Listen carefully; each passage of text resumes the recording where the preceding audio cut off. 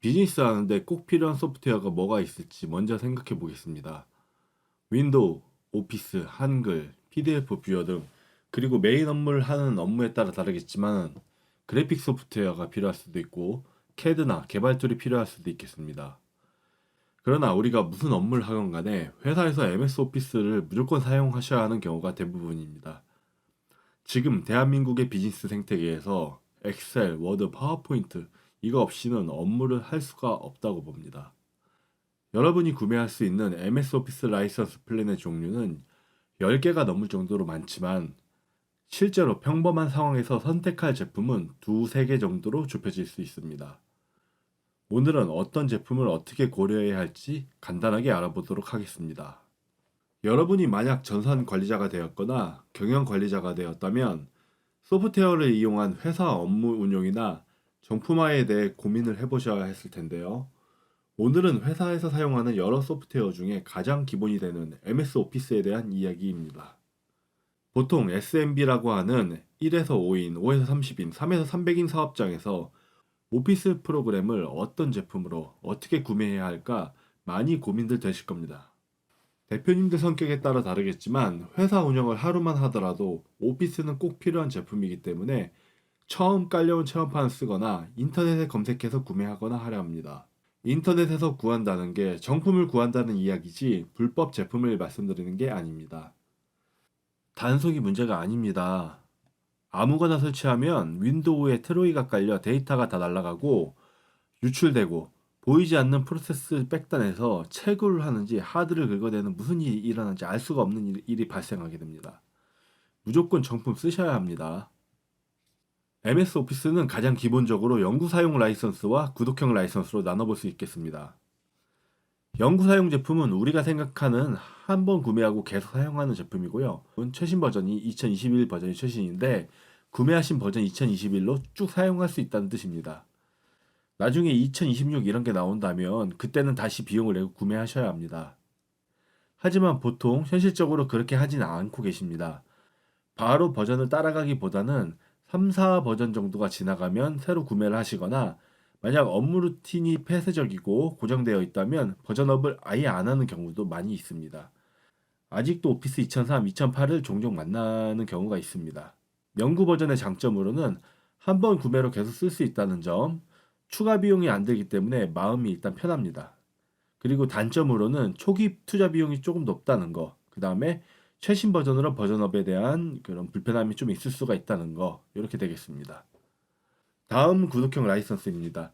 최근에는 소프트웨어 업계의 개발사 입장에서도 월 단위, 연 단위 비용을 내고 해당 기간 동안 서비스 이용의 개념으로 제공하는 것을 선호하고 있습니다. 이건 오피스 이전에 포토샵이나 오토캐드 같은 제품들이 먼저 시작했습니다. 처음엔 반발이 대단했는데 결국 어쩔 수 없이 사용하다가도 어느새 사용자들도 구독형 라이선스가 점점 익숙해지고 있는 그런 과도기가 되고 있습니다. 아직도 포토샵 연구 버전 안 파냐, 오토캐드 연구 버전 안 파냐, 이런 연락들 많이 주시는데 그런 제품은 있지도 않고 그렇기 때문에 구한다 하더라도 제대로 된 정식 제품이 아니게 되겠습니다. 결국 구하려고 노력할 필요조차 없으니까 시간 버리지 않으셨으면 좋겠습니다. 아무튼 구독형 라이선스의 장단점은 연구 버전의 반대라고 보시면 되겠습니다. 사용 시작하는 순간 종료 날짜가 다가오게 되어 있는데 사용자 마인드에 따라 다르겠지만 좀 약하신 분들은 날짜가 줄어드는 게 좀 불편하실 수 있겠습니다. 장점으로는 초기 투자 비용이 절반 이하이고 플랜에 따라서 추가 기능을 제공하기도 하는데요. 굳이 회사에 데이터 서버를 두거나 메신저를 도입할 필요가 없습니다. 이 부분은 나중에 다른 영상으로 MS365 제품을 자세하게 소개시켜 드리도록 하겠습니다. 결론입니다.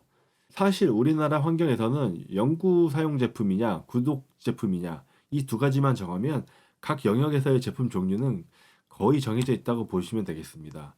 연구와 기간제는 약 3배 정도에서 절반 정도의 가격 차이가 있는데요.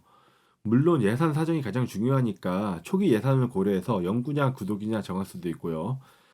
아까 말씀드린 대로 회사 내부의 인프라 상황에 따라서 어떤 서비스가 필요하다 하면은 구독형도 고려해 볼 수 있겠습니다. 연구로 정하셨다면 이유는 별다른 고민하실 필요가 없습니다.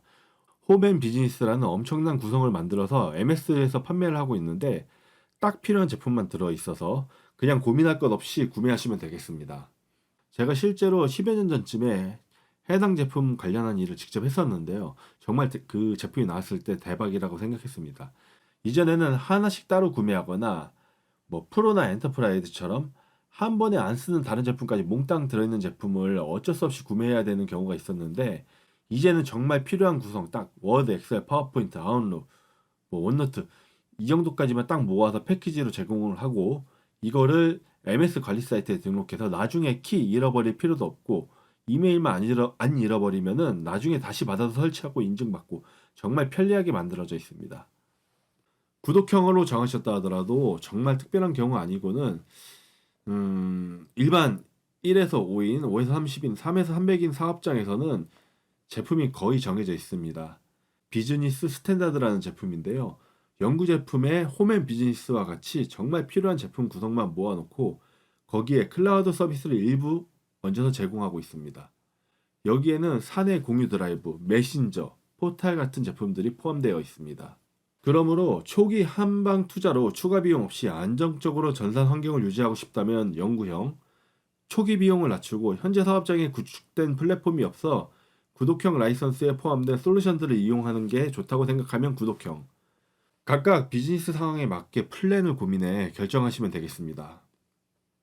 각 제품의 자세한 플랜과 가격이 궁금하시다면 영상이 끝난 후 아래 고정 댓글을 보시면 되겠습니다.